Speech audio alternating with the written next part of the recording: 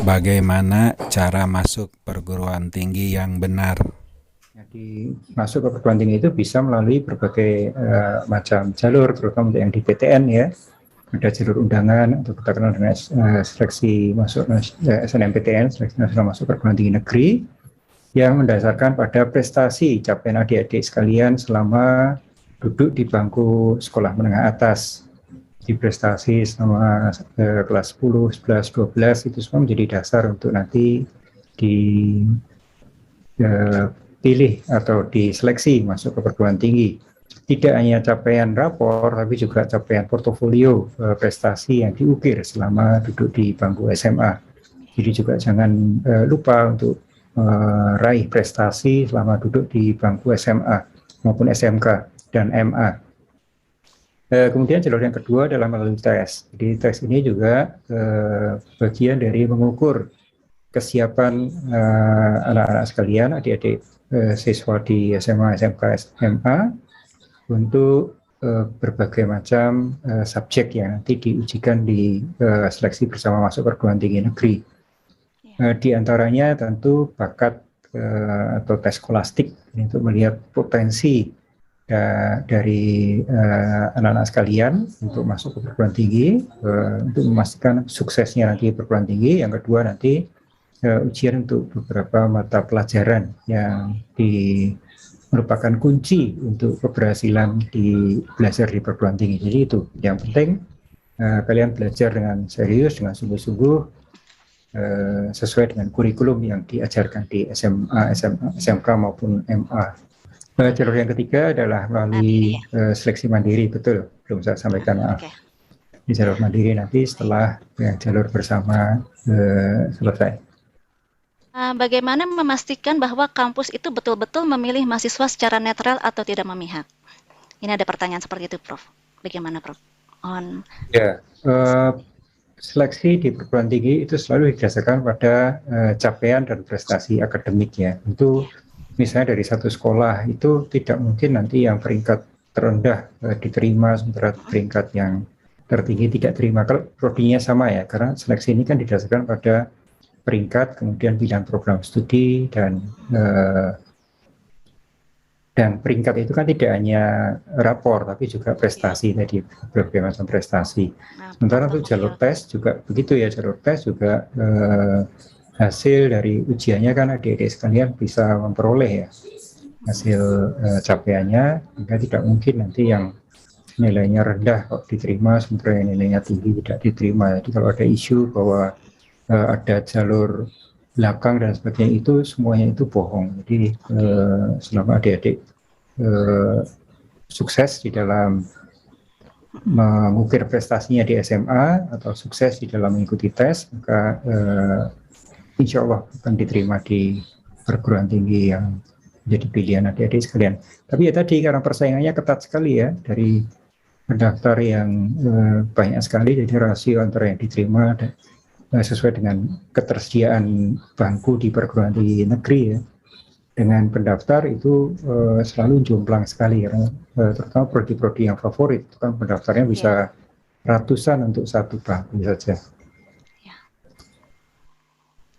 Ya, berarti memang kita tidak perlu percaya ya, Prof ya, dengan berita-berita hoax mengenai adanya jalur belakang untuk masuk PTN ya, Prof ya. Karena betul, semua juga sesuaikan peringkat ya. Bahkan juga latar belakang ekonomi itu tidak menjadi pertimbangan ya. Jadi jangan kemudian seolah-olah kalau yang membayar tinggi itu akan punya prioritas untuk diterima lebih dibandingkan dengan yang membayar sedikit.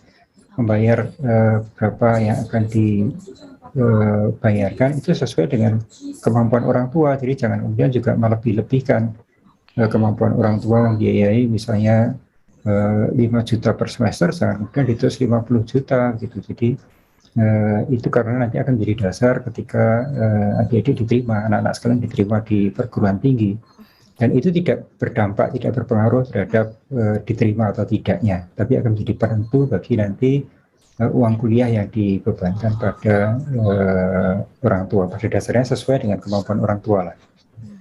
Ya, karena memang banyak isu yang beredar ya, Prof ya, bahwa faktor kemampuan ekonomis orang tua dari calon mahasiswa itu turut mempengaruhi diterima atau tidaknya ya. Ternyata Nah, di sini tidak ya, ada Prof, Pak ya. Rektor, nanti bisa ditanyakan ini ada Pak Rektor Baik, baik. Ya, ITS. terima kasih. Untuk pertanyaan selanjutnya, oke siap, Prof. Nizam. Kan menjelang tes masuk perguruan tinggi banyak mahasiswa ya yang kadang belum tahu prodi apa yang harus mereka ambil gitu. Menurut Prof. Nizam itu bagaimana gitu? Sebaiknya bagaimana prodi yang bagus itu, dan ternyata prodi yang bagus ini belum banyak diketahui oleh mahasiswa dan orang tua. Seperti apa, Prof? Ya, yang paling penting anak-anak sekalian harus membuka mata, membuka pengetahuan secara luas ya, tanya pada kakak-kakaknya, saudaranya, tetangganya, atau mereka-mereka yang sudah berhasil lulus dari perguruan tinggi, jangan yang baru mendaftar, tapi bertanya pada yang sudah sukses berhasil.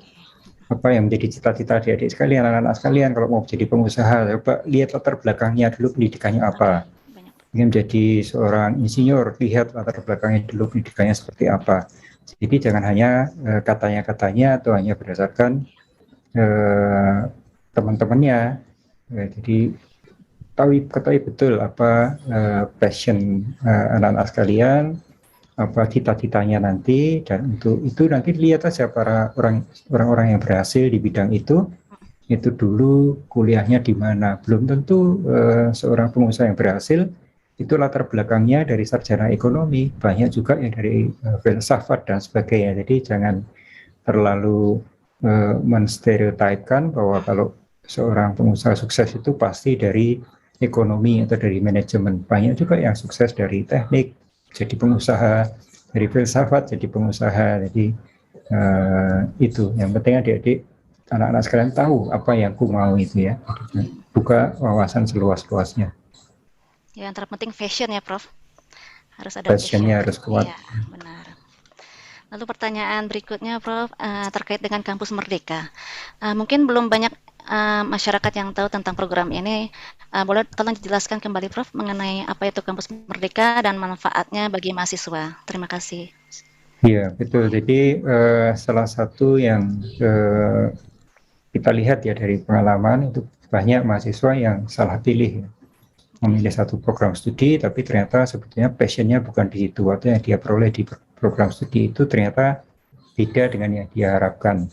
Nah, melalui program Merdeka Belajar Kampus Merdeka, itu adik-adik yang tadi ternyata salah pilih jurusan atau salah pilih program studi itu bisa mengambil mata kuliah dari program studi lain, sehingga memperkaya dan melengkapi passionnya.